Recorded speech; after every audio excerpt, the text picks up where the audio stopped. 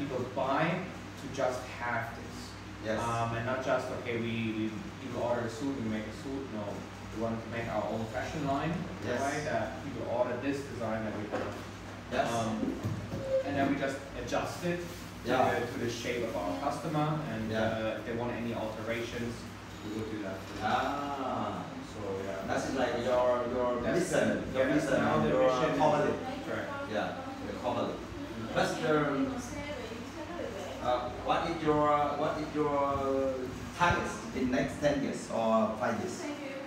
Well, the target would, like, basically first we would have to have a you know the 80-20 rule? Yeah. Right? So we have to create 20% of customers that are like our core customers, the balance for the business. Yeah. They would always be coming back because they love our clothes so much. Yeah. And then we have, of course, the rest of the 80%, of the 100%, the 80% would be returning customers or customers that we created via different channels, like social media channels, offline channels, and so on. But the first goal was set to restructure the business in a way that we have our in-house tailors to create in-house tailor. Yeah. That means you're running like small factory, maybe more or less. Let's say that we have. I used to have a sample room, just like phòng mẫu. Yeah. Can create a new. I rập tiếng Anh là gì đấy? Rập. Pattern. Pattern. That you have a pattern. That's like you use automatically.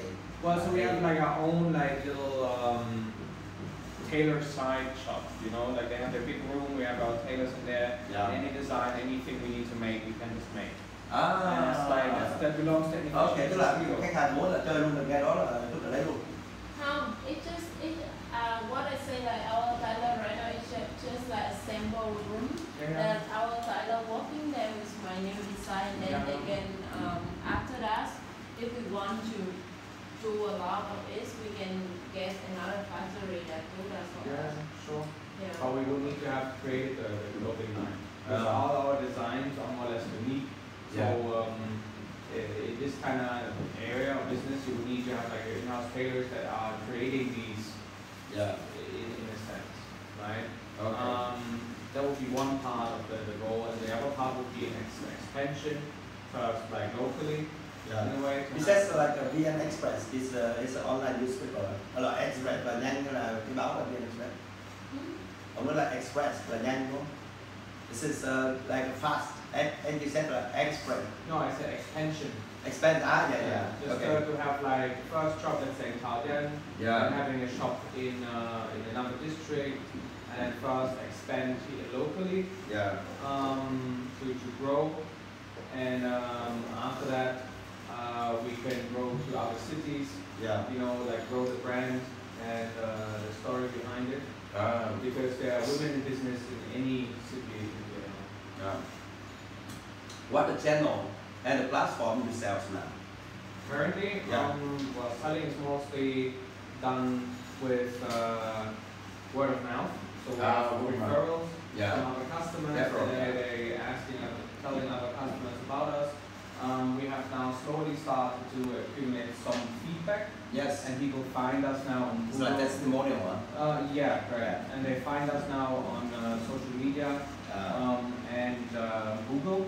But it's definitely not enough. Like accumulating minimum, I would believe, would be around 100 testimonials or more to push the brand better. In that regard.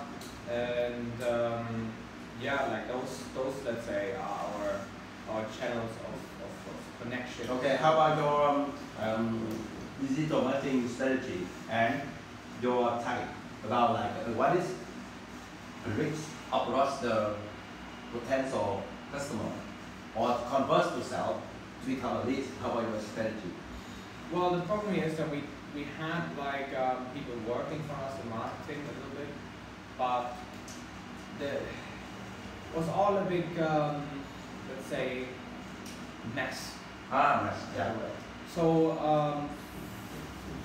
for a proper digital strategy, you would have to have a budget and spend certainly on the marketing, posting a post, allocating, okay, how many people like do we want to convert, how we gotta do the conversion, we have to offer certain things for them, and so on, but that would have to be done by like a small team or for 2 people, so to coordinate, because we have to do the digital creation of like pictures and animations or whatever, and then the other part would also be then the posting, writing context, setting, okay, who do we want to target this time, what's the target region, how do we want to return them, and that means you discover the customer insights. Yeah, we would have to. Yeah, we have to understand and the suffer of the ego of this type. Yeah, like we have to understand who our customer is, and then kind of create something. But it's been rather difficult because with limited amount of let's say resources, you can also not do. So let's say if I created some like new outlines for the posts we're making now, new text and so on. Because we noticed that most of our customers, like people like our Instagram. We have to grow that more because we are visual. That means you make like a photo story. Correct. Yeah. Like I relate all the pictures that we make to like an outfit. And nowadays have a reel, video reel. Yeah, but that's too much because like all of the crap that social media is now. All the things you have to do there is just, I think it's too much. And you would have to really like not just an automated system, but also somebody that runs the system, somebody that checks the system, and then as automated, then you create all the things behind, and then check if everything works well. So yeah, all of this is a lot. And I'm not specialized in, let's say, these online media strategies, or like strategies, tools, tactics tools, right? Because all of it is kind of related. Let's say we make a post on Google, we have to have first found the keywords, we would know how to use Google Analytics, we have to use AdWords, AdSense, and so on to properly post something. That's a lot of work. I don't know. Okay, it's great. It's a lot. And if we have the solution for you, like automation marketing, automation marketing and strategy, and we build for totally strategy. How we can help for you? We can help for you? Well, generally speaking, we would need an overall kind of concept. So, because the definition, like the whole branding, would have to be done and incorporated into the marketing strategy, and then pushed out. Okay, it's good. Okay, and why you and Tiên curious and found that's the brand name, and that's the industrial field is person, and the name is Nafi. What is name? Nafi là gì em? Nafi, my African name. African name. Your name. And what is made in Africa? Where is your original? Nature and fashion inspiration. Tức là tiếng Việt mình là gì? Là gọi là gì? Cảm hứng từ thiên nhiên. Phải không? Cảm hứng từ thiên nhiên. Cảm hứng từ thiên nhiên. By like a leaf or like something. Inspired by nature. You know, actually Eiffel Tower. Eiffel Tower is our spin. Our spine. It's our spine. Tức là cái tháp Eiffel đó, nó chính là cái xương sống của con người. That's inspired by nature. You know what I mean? And we have the golden section. You know, Fibonacci. Fibonacci 1.6 1.8. You know that? Em biết số tỷ lệ vàng. Biết chắc biết đúng không? 1,168 mình rồi đó. Okay. it's really good idea because you know we belong to God and God creates everything and everything has a lot.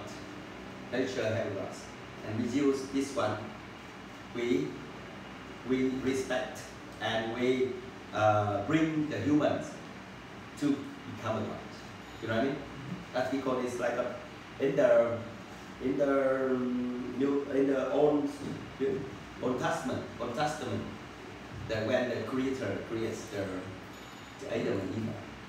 Now we use this to make respect and glory.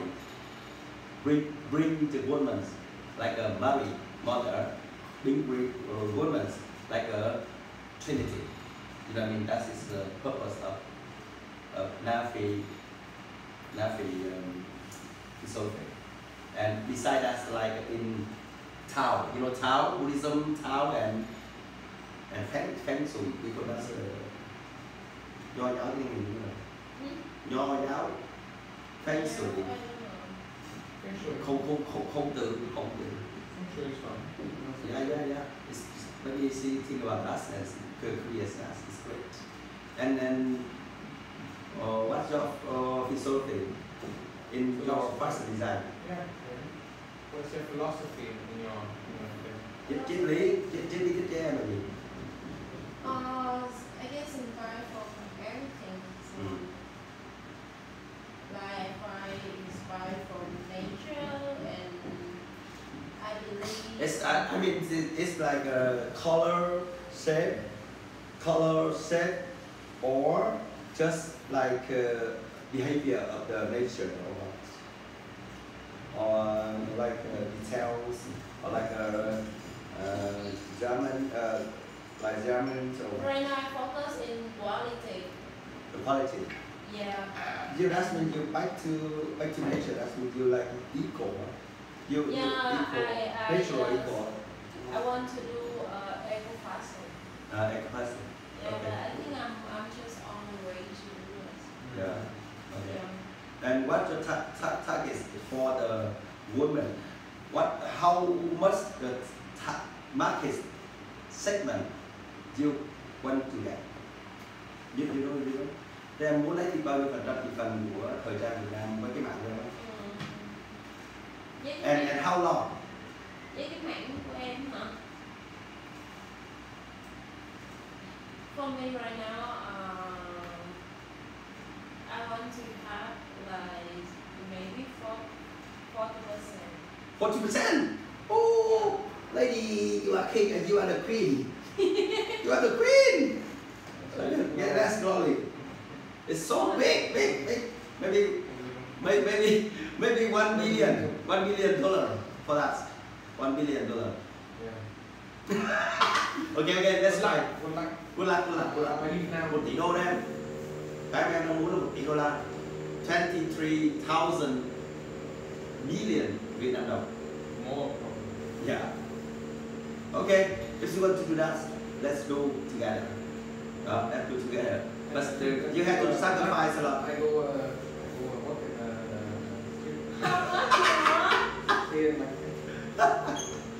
Okay, welcome sir. Yeah, hello. This guy is assistant of the biggest media group president. Ông là trợ lý của anh Minh Katisa. Anh biết Katisa không? Minh Katisa mà tự cái cuộc thi này nào đó.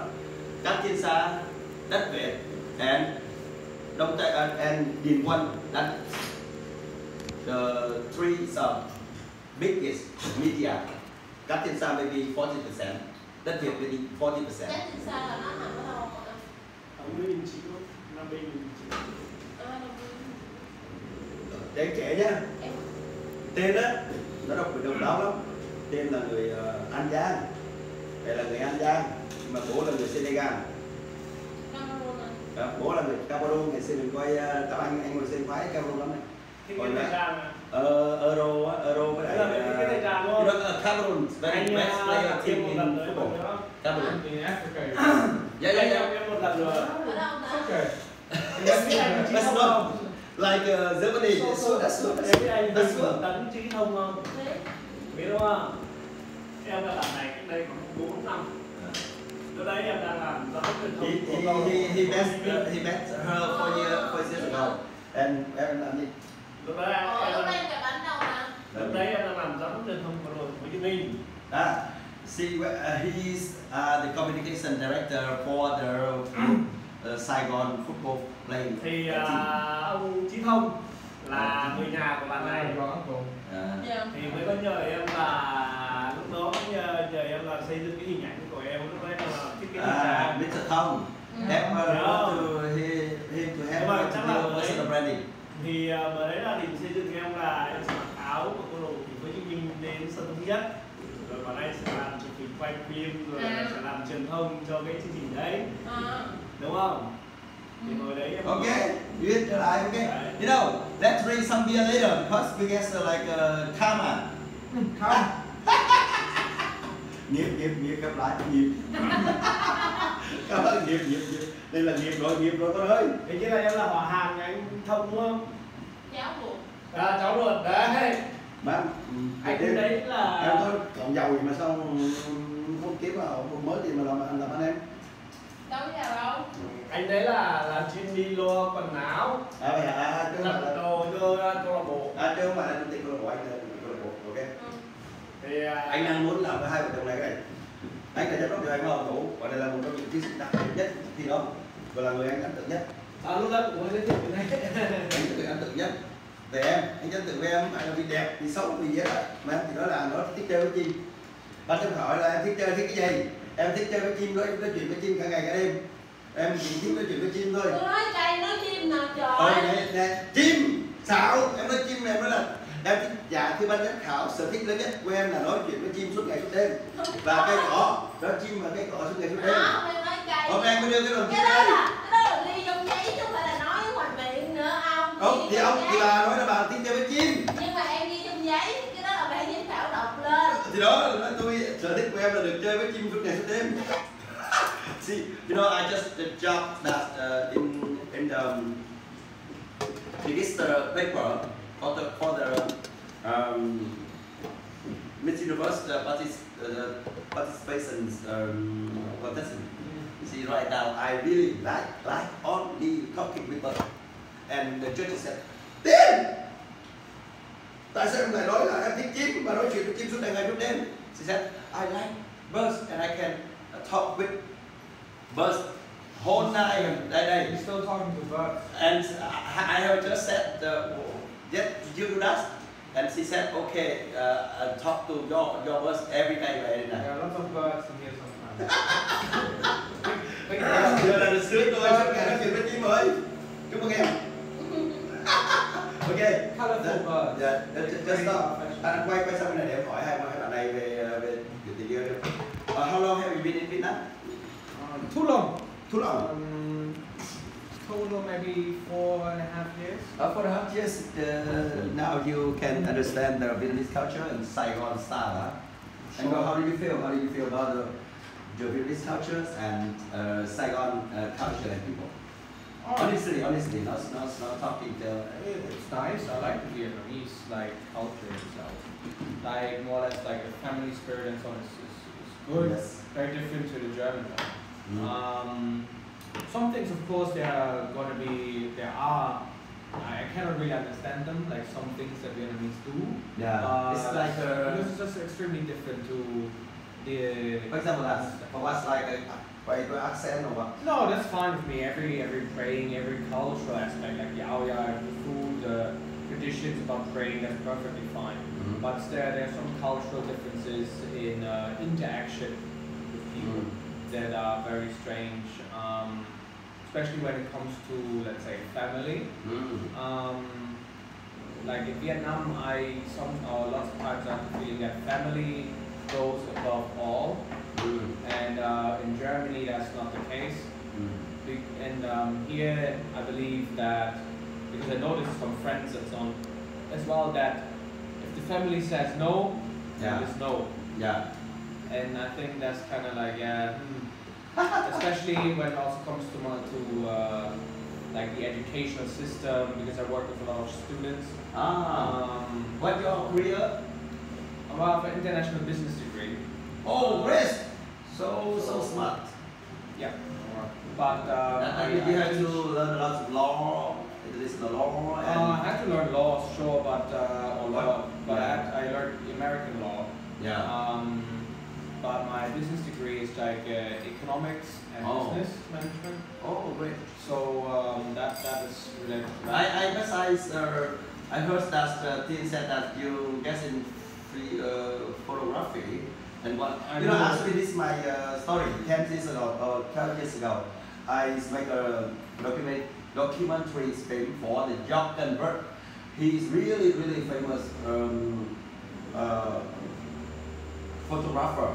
He takes a photo, still photo, or in the Vietnam US war, and now it's back at the same time, the same place, the same frame, and the same feeling. She take a picture and she make an exhibition. It's so touchy. Yeah. Yeah. And how about why you become a photographer beside your business? No, I've always done photography. So I've been doing photography for the last, I don't know, 10 years. I guess. What's the surprise reason? What the reason? I just love photos. I just love taking photos. Yes. Because you're feeling inside that's like art. Well, there's lighting, art and there's also history in there. There's like passion in every moment that you capture. So everything you do with like a photo is what's preserved over time. Yes. So if ever you want to think about something that happened in the past, just look at a photo and it's like opens like a door for you to remember things that you did before. Yes. Right? And of course, like capturing that moment, it only happens once. Okay. So you can never recreate the perfect exact moment you just captured again. Yes. That's when we capture the universe in that situation. Yeah. Yes. But so I've been doing like aerial photography and fashion photography, landscape photography, street photography. So I do different styles. Okay, I have some friends as girls actors. You know girl? Goethe Institute. Yeah, German, the Goethe Institute. Yeah, Goethe. Yeah, Goethe is attitudes. Like academy, no. Institute. Institutes, okay, institutes. Yeah, it's a German institute. It's so good for Vietnamese culture and the exchange culture and do so good thing in Vietnam. And I saw, okay, so why the Germany have Vietnamese people like this? I really amazing. They were the same. Yeah. Like the Vietnam Yeah. The Vietnam War was a substitution war. Yeah. Quay đây. Qua đây. We have to go. Hello. This is my friend. Hello. Andy Hoài Anh. He's the more very famous composer, music composer. 20 years ago. He's the best. Actually, I play piano. He's the best music in Vietnam. Người làm nên ở Hoàng Phúc. Người viết tất cả những bài ở Hoàng Sát. No, 20 years ago. 20 years ago. When so he is 20. Felix Phúc or Felix? Felix Phúc.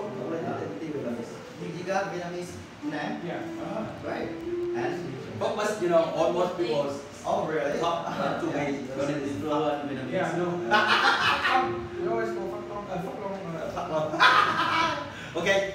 And I'm talking more, like we do a lot of projects together now. We have just finished the other, projects, and I come back here and do something. And especially, I really like and inspired by your story. And in your point of view, 20 years ago, 10 years ago, 5 years ago, and now, how do you observe and evaluate Vietnamese and Vietnam economy? Oh, it's an extremely booming country. Like, I was here 10 years ago. I'd say I liked it more back then. Yeah. Because it was more rural. But certainly the growth Vietnam is experiencing is extreme. So it's similar to India and China. 10 years ago when the GDP was like going through the roof. So maybe 10%, GDP. Yeah, exactly. That's the same growth that Singapore and so on experienced in the early years. Because that's the transform to become a dragon. Tiger. The Asian tigers. Yeah. Sure, with the growth potential that Vietnam has. Definitely. However, I would say that the policies that have been established are not improving. Yeah. So let's say the country is improving in itself economically, but it's not improving in a natural way, political way, and social economical way. Yeah. So you have this gap that sure the richer are getting even richer. Okay. More foreign capital is coming in, so Chinese are getting richer too. Yeah. But the average Vietnamese only earns a little bit more. Oh, so okay. they have That means we have a more advantage. Sure, there's a big advantage, but because they have a thicker culture. They have a smarter brain. They have good strategies in the military, and they have a lot of advantage. Why you? No, that has to do with the policies that are implemented. Yeah. So if the policies will be different, then the country will benefit more. Yeah. So.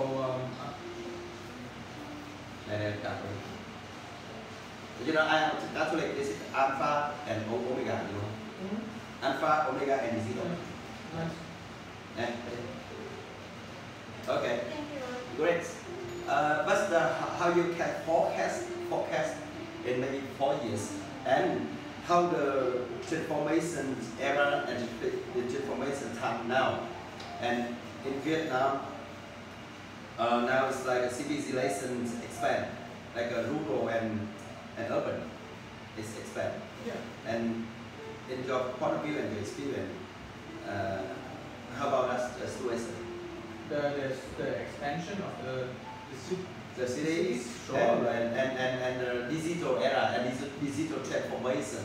For example, maybe just only 10 months more, a lot of career disappear. Yeah. Just they can, for example, like selling some things, or on the small shop, they can disappear. Yeah. Because everything bring in Digital.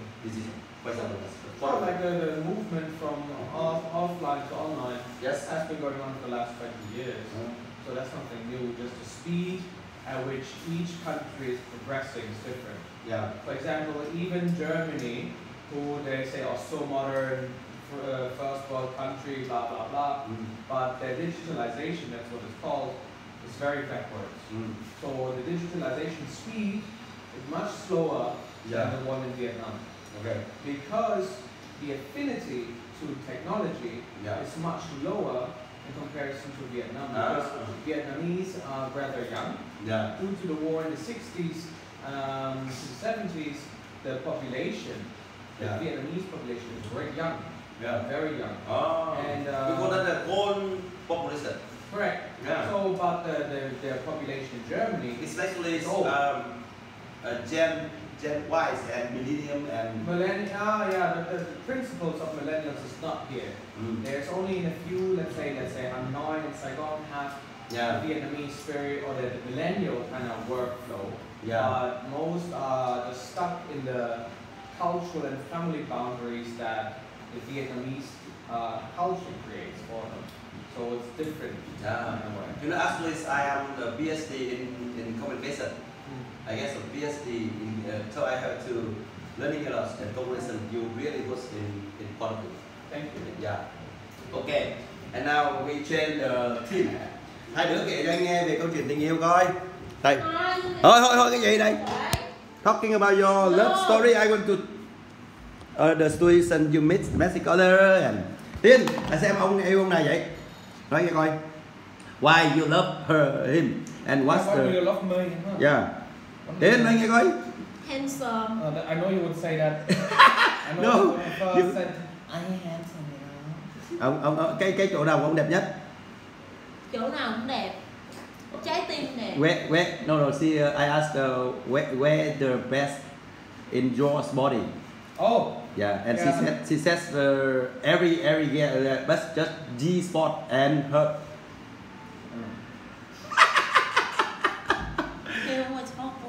And how are you still? I don't know like why. How are you still feeling about her and your love story and Mexico, the story? I feel like I'm talking more than my partner here. Like, oh yeah, really handsome. Then I just said, she's so pretty. She captured my attention right away. You know, that beauty, that black beauty. You know, the sunlight of Vietnam, the difference. You know? Oh yeah. Yeah. That's like she several trees blood inside her body. Huh? It's like black, yellows, and a little bit maybe white. Yeah, probably her white teeth are definitely speaking for that. Yeah. And how do you feel when you first met and after 3 years?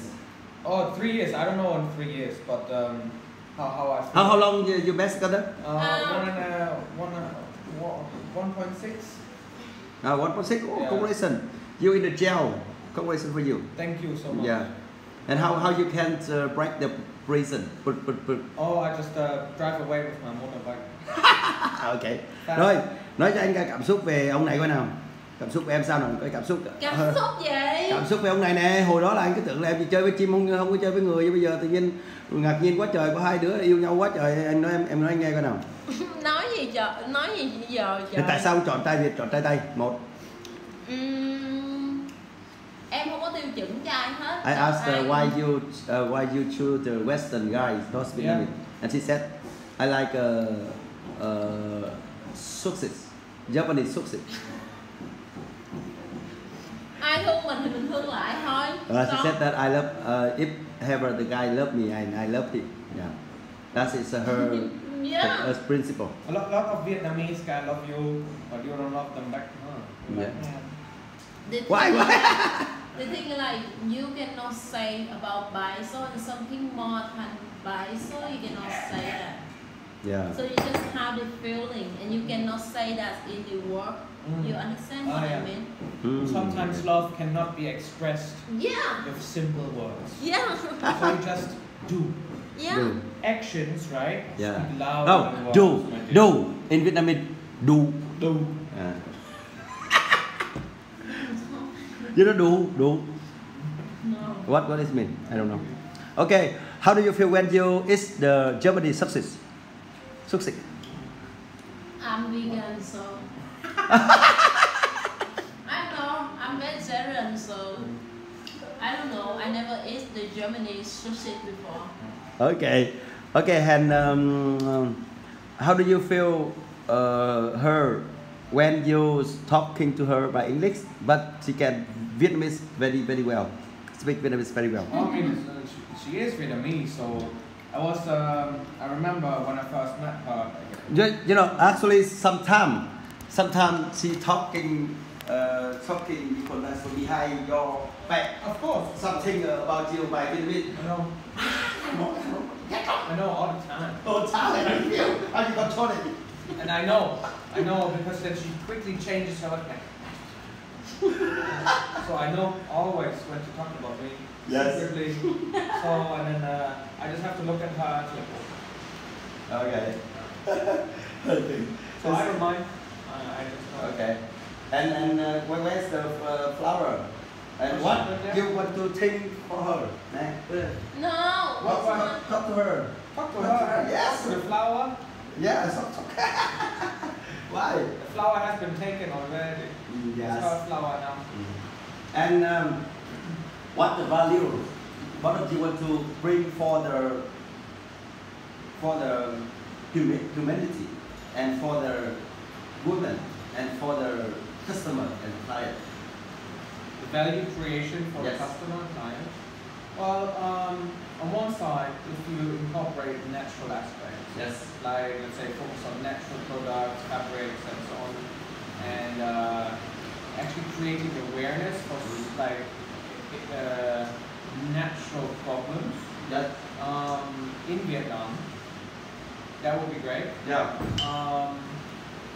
And for the customer, the value is like well, of course they have our clothes, but the designs that we make are inspired like from us for a certain point, and for them it's supposed to strengthen their beliefs, themselves. So it's supposed to create more confidence in women, actually empowering them to work more, to embrace actually who they are, and feel more comfortable in their own skin. And here the discrepancy is between men and women is very large. Yeah. So we're seeing how it's called the power distribution. Yeah. In Vietnam, it's still that the men has most of the power. And women are rather seen to have less power in any aspect, especially when it comes to business. Yeah. So changing this attitude, maybe through the way you dress, is one value that we create for the customer. Okay, great. And Tiên, em muốn điều gì khi mà thành lập ra cái thương hiệu của Tiên? Trong tiếng Việt thôi. Muốn điều gì thành lập ra thương hiệu hả? Giao quyền cho phụ nữ để cho họ mặc đẹp hơn. Rồi xong rồi thêm nữa mình muốn thay đổi cái cách mà người tiêu dùng đang sử dụng mấy cái sản phẩm thời trang.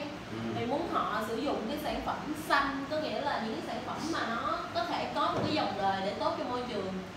Với lại thêm cái nữa là